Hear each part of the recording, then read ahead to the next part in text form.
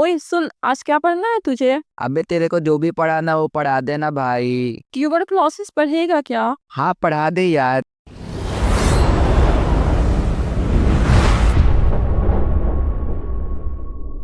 Tuberculosis tuberculosis एक contagious bacterial infection है।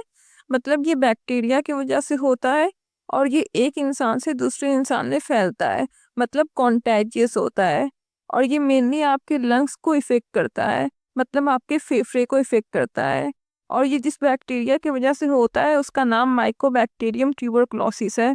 Tuberculosis दो टाइप का होता है, primary tuberculosis and secondary tuberculosis. Primary tuberculosis तब होता है जब आपके बॉडी में Mycobacterium tuberculosis first time entry लेता है, फर्स्ट टाइम इन्फेक्ट करता है और ये यूजुअली छोटे बच्चे और यंग एडल्ट्स में होता है। सेकेंडरी ट्यूबरक्लोसिस को हम लोग रिएक्टिवेशन ट्यूबरक्लोसिस भी कहते हैं, क्योंकि जब तुम्हारे बॉडी का इम्यून सिस्टम, जब तुम्हारे बॉडी का सिक्योरिटी गार्ड कमजोर हो जाता है तो तुम्हारा बैक्टीरिया फिर से एक्टिव स्टेज में आ जाता है और बॉडी पर अटैक करने लगता है।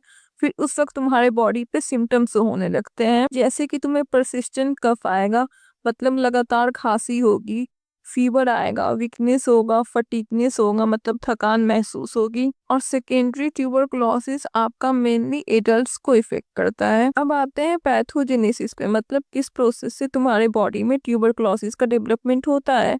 तो ट्यूबरक्लोसिस दो टाइप का होता है, प्राइमरी एंड सेकेंडरी। और अब हम यहाँ पे दोनों का पैथोजेनेसिस पढ़ेंगे। अब आते हैं पैथोजेनेसिस ऑफ प्राइमरी ट्यूबरक्लोसिस। देखो होता ये है ना, तुम्हारे बॉडी में माइकोबैक्टीरियम ट्यूबरक्लोसिस का एंट्री होता है और जैसे ही तुम्हारे बॉडी में बैक्टीरिया का एंट्री होता है तो तुम्हारा इम्यून सिस्टम उसके अगेंस्ट लड़ाई करने लगता है, उसके अगेंस्ट फाइट करने लगता है। और मैक्रोफेज एक टाइप का इम्यून सेल होता है, मतलब एक टाइप का पुलिस होता है तुम्हारा मैक्रोफेज। और जैसे ही बैक्टीरिया का एंट्री होता है तो मैक्रोफेज उसको इंगल्फ कर जाता है, मतलब निकल जाता है। बट अगर तुम्हारे बॉडी का इम्यून सिस्टम, मतलब सिक्योरिटी गार्ड अगर कमजोर है तो बैक्टीरिया तुम्हारे बॉडी में अपना नंबर इंक्रीज करने लगता है, अपना पॉपुलेशन इंक्रीज करने लगता है, जिसकी रिस्पॉन्स में तुम्हारा इम्यून सिस्टम ग्रैनुलोमा का फॉर्मेशन करता है। ग्रैनुलोमा एक टाइप का क्लस्टर होता है इम्यून सेल का, मतलब गुच्छा होता है इम्यून सेल का। इम्यून सेल वो सेल होता है जो तुम्हारी डिजीज के अगेंस्ट लड़ाई करता है और ये इम्यून सेल ग्रैनुलोमा का फॉर्मेशन करता है ताकि बैक्टीरिया को डिस्ट्रॉय किया जा सके। जैसे ही ग्रैनुलोमा का फॉर्मेशन होता है तो तुम्हारे बॉडी में जितने बैक्टीरिया है उस ग्रैनुलोमा में जाके फंस जाते हैं, उस गुच्छे में चले जाते हैं। बट अगर बैक्टीरिया का नंबर हद से जाता है तो उस ग्रैनुलोमा को ब्रेक करके, उस ग्रैनुलोमा को तोड़ के बाहर निकल जाते हैं। और जैसे ही तुम्हारा बैक्टीरिया ग्रैनुलोमा को तोड़ के ब्रेक करके बाहर निकलता है उसके बाद तुम्हारे लंग्स में वो कैविटी करने लगता है, मतलब तुम्हारे लंग्स में छेद करने लगता है। और जैसे तुम्हारे लंग्स में छेद हो जाता है तो तुम्हारे बॉडी में सिम्टम्स दिखने लगते हैं। लाइक तुम्हें कफ होगा, फीवर आएगा, स्वेटिंग होगी, फटीगनेस होगा, मतलब थकान महसूस होगा, वीकनेस महसूस होगा। यही था पैथोजेनेसिस तुम्हारा प्राइमरी ट्यूबरकुलोसिस का। देखो होता ये है ना, इसको एक एग्जाम्पल से समझो। मान लो तुम्हारा एक बहुत बड़ा ताज होटल है, ये एक बहुत बड़ा इमारत है, इसमें बहुत सारे पुलिस हैं। तो जैसे ही आतंकवादी का हमला होता है तो पुलिस भी अटैक कर देता है लड़ाई करने के लिए। और अगर तुम्हारे ताज होटल का पुलिस कम है तो वहां पे आतंकवादी अपना नंबर और बढ़ाते चले जाएंगे। तो इसके रिस्पॉन्स में क्या होता है ना, पुलिस वहां पे एक जगह गोल सा गुच्छा बना लेता है और उसको बीच में जितने आतंकवादी हैं सबको लाके मारने की कोशिश करता है। बट अगर आतंकवादी हद से ज्यादा हैं तो वो गुच्छा तोड़ के भी निकल जाएंगे। उसके बाद वो जाके ताज होटल को डिस्ट्रॉय करने लगेंगे, बर्बाद करने लगेंगे और फिर ताज होटल में जितने लोग हैं वो सब मारे जाएंगे और सामान सब टूट जाएगा, मतलब तुम्हारे ताज होटल पे सिम्टम्स शो होने लगेगा। तो बिल्कुल इसी तरह प्राइमरी ट्यूबरक्लोसिस में होता है। जैसे तुम्हारे बॉडी में आतंकवादी का एंट्री होता है, मतलब माइकोबैक्टीरियम ट्यूबरक्लोसिस का एंट्री होता है, तो तुम्हारे बॉडी में जो पुलिस बैठा है, मतलब जो इम्यून सिस्टम बैठा है, उसके अगेंस्ट लड़ाई करने लगता है, उसके अगेंस्ट फाइट करने लगता है। बट अगर तुम्हारे बॉडी का पुलिस, मतलब इम्यून सिस्टम कमजोर है तो तुम्हारे बॉडी में जो आतंकवादी का एंट्री हुआ है, मतलब जो बैक्टीरिया का एंट्री हुआ है, वो अपना नंबर बढ़ाता चला जाएगा, जिसके रिस्पॉन्स में तुम्हारा इम्यून सिस्टम, मतलब तुम्हारे बॉडी का पुलिस गुच्छा बना लेगा, क्लस्टर बना लेगा इम्यून सेल का, लड़ाई करने के लिए। उसी को हम लोग ग्रैनुलोमा कहते हैं। और उस ग्रैनुलोमा के अंदर मतलब उस गुच्छे के अंदर जितने भी आतंकवादी हैं, मतलब जितने भी बैक्टीरिया हैं, सब आके फंस जाते हैं। बट अगर तुम्हारे बॉडी में बैक्टीरिया मतलब आतंकवादी का नंबर ज़्यादा है तो उस ग्रैनुलोमा को भी, उस गुच्छा को भी ब्रेक करके बाहर निकल जाएंगे और उसके बाद तुम्हारे लंग्स को जाके डैमेज करने लगेंगे।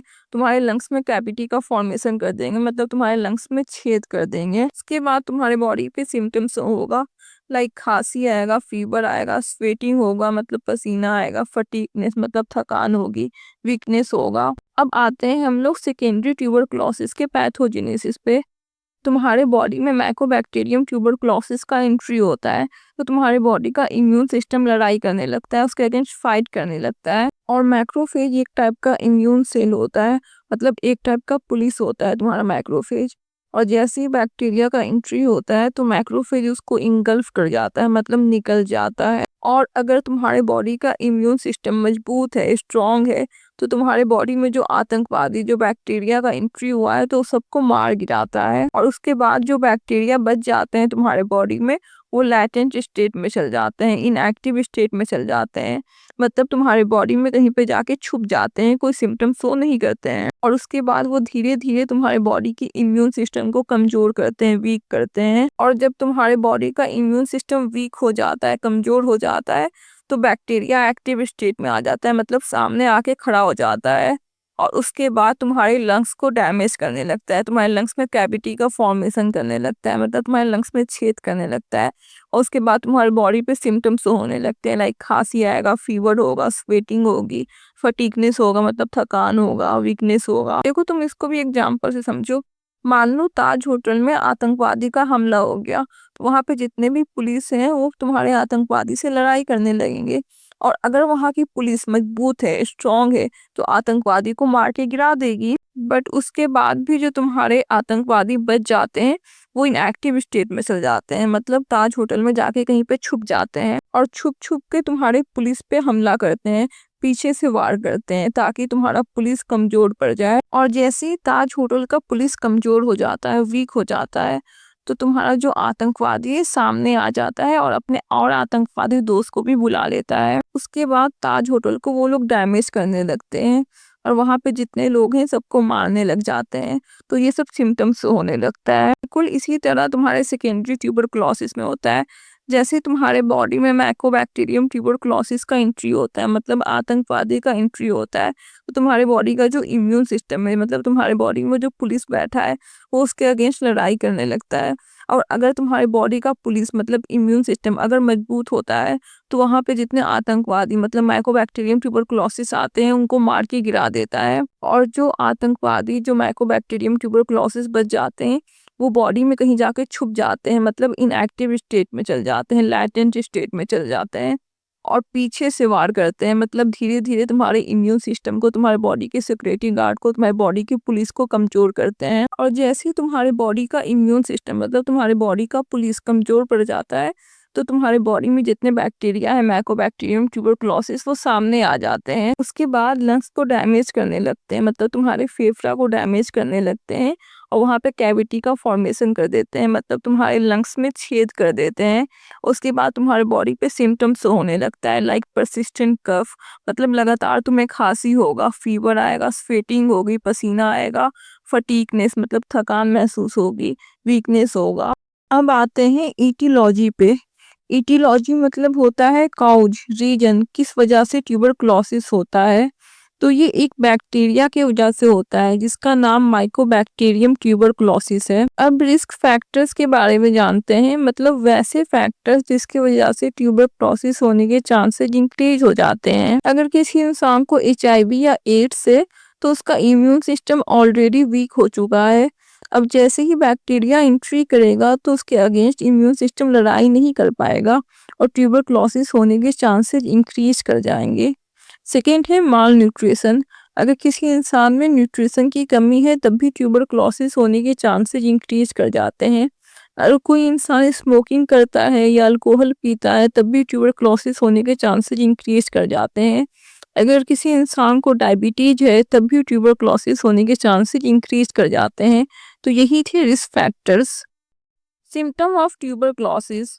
कफिंग मोर देन 3 वीक, अगर आपको 3 हफ्ते से ज़्यादा खांसी हो रहा तो आपको जल्दी से जल्दी जाके चेकअप करवा लेना चाहिए, बिकॉज आपको ट्यूबरक्लोसिस हो सकता है। फीवर, फटीग, आपको थकान महसूस होगी, वेट लॉस हो जाएगा, रात में आपको पसीना आएगा, स्वेटिंग आएगा, चेस्ट में दर्द होगा, शॉर्टनेस ऑफ ब्रीथ, आप अच्छे से सांस नहीं ले पाओगे, लॉस ऑफ एपिटाइट, मतलब आपको भूख नहीं लगेगी। ट्यूबरक्लोसिस का ट्रांसमिशन ड्रॉपलेट के थ्रू होता है, मतलब जब आप खांसते हो तो ड्रॉपलेट निकलता है ना, तो उसी के थ्रू एक इंसान से दूसरे इंसान में ट्रांसमिट कर जाता है। Non pharmacological management of tuberculosis, मतलब ट्यूबरक्लोसिस के केस में आपको क्या क्या लाइफ स्टाइल मॉडिफाई करना होता है। ट्यूबरक्लोसिस एक इंसान से दूसरे इंसान में ट्रांसमिट करता है, तो आपको सोशल डिस्टेंस मेंटेन करना चाहिए और आपको इस बात का एहतियात रखना चाहिए कि जब आप बाहर निकले तो मास्क पहन कर निकलें। हेल्दी डाइट लीजिए, जंक फूड को अवॉइड कीजिए और अपना रेगुलर चेकअप करवाते रहिए अपने डॉक्टर से। अल्कोहल को अवॉइड करना चाहिए, स्मोकिंग नहीं करना चाहिए और स्ट्रेस को भी कम से कम लेना होता है। और हमारे सोसाइटी में ट्यूबरक्लोसिस को लेके बहुत सारे स्टिग्मा है और कई बार तो ऐसा होता है ना, अगर किसी इंसान को ट्यूबरक्लोसिस हो जाता है तो उसको सोसाइटी में काफ़ी डिस्क्रिमिनेशन फेस करना पड़ता है, लोग उसको अच्छी नज़र से नहीं देखते हैं, जिसकी वजह से पेशेंट का मेंटल हेल्थ काफ़ी ख़राब होता है और इस केस में हम लोग को काउंसलिंग देना पड़ता है। फार्माकोलॉजिकल मैनेजमेंट ऑफ ट्यूबरक्लोसिस, मतलब कौन कौन सा मेडिसिन और ड्रग दिया जाता है ट्यूबरक्लोसिस के केस में। हम लोग 2 टाइप का ड्रग देते हैं ट्यूबरक्लोसिस के केस में, एक होता है फर्स्ट लाइन ड्रग, दूसरा होता है सेकेंड लाइन ड्रग। जब किसी इंसान को फर्स्ट टाइम ट्यूबरक्लोसिस होता है तो हम उसे फर्स्ट लाइन ड्रग देते हैं, मतलब जब बीमारी सीवियर नहीं होती है तब हम लोग फर्स्ट लाइन ड्रग देते हैं। फर्स्ट लाइन ड्रग का एग्जांपल है आइसोनियाजिड, रिफाम्पाइसिन, इथाम्ब्यूटोल, पैराजीनामाइड। जब बैक्टीरिया रेसिस्टेंस डेवलप कर लेता है, मतलब जब फर्स्ट लाइन ड्रग काम करना बंद कर देती है, तब हम लोग सेकेंड लाइन ड्रग देते हैं। इसका एग्जाम्पल है स्ट्रेप्टोमाइसिन। देखो मैं इसको एक एग्जाम्पल से समझाती हूँ।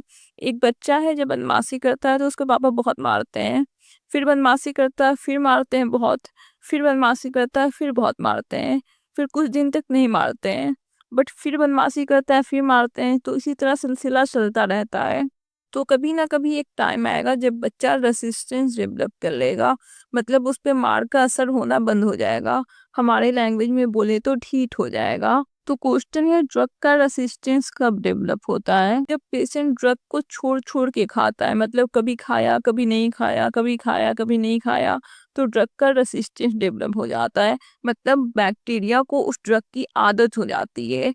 फिर वो ड्रग तुम देते हो तो बैक्टीरिया मरता ही नहीं है, मतलब बैक्टीरिया को दर्द होता ही नहीं है। तो सेकेंड लाइन ड्रग हम लोग तब देते हैं जब फर्स्ट लाइन ड्रग के अगेंस्ट रेसिस्टेंस डेवलप हो जाता है, मतलब फर्स्ट लाइन ड्रग पेशेंट पे काम करना बंद कर देता है। Trick for memorising tuberculosis medication. Prize: start करो। पी से पैराजीनामाइड, आर से रिफाम्पाइसिन, आई से आइसोनियाजिड, एस से स्ट्रेप्टोमाइसिन, ई से इथाम्ब्यूटोल। केस स्टडी देखते हैं।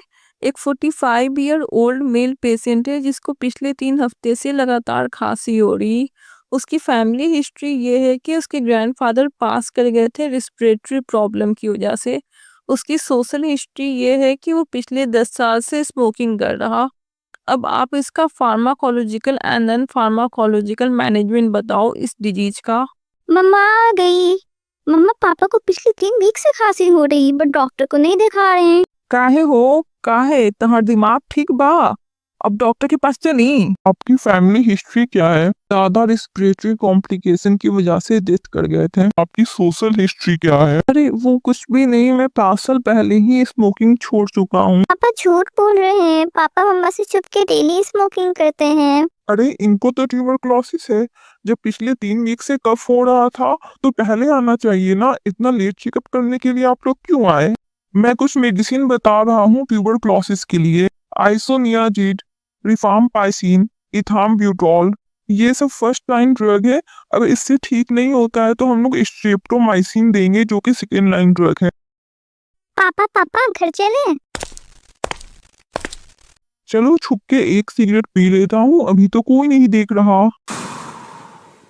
मम्मा मम्मा, पापा सिगरेट पी रहे हैं। क्यों पिया आपने, क्यों पिया? बोलो बोलो। पापा, आपको डॉक्टर ने बोला है ना सिगरेट नहीं पीना, अल्कोहल भी नहीं पीना, और हाँ पिज्जा बर्गर भी नहीं खाना है, पर मैं तो खाऊंगा। और हाँ, आपको डेली एक्सरसाइज भी करनी है और बाबू से थोड़ा सोशल डिस्टेंस मेंटेन करके रहिएगा ताकि ट्यूबरक्लोसिस ट्रांसमिट ना कर जाए। बाहर जाइएगा तो मास्क पहन के जाइएगा पापा। और आपको किसी बात की टेंशन है तो काउंसलिंग लेने चलेंगे ना? पहले खुद टेंशन दो फिर को काउंसलिंग लेने चलेंगे ना।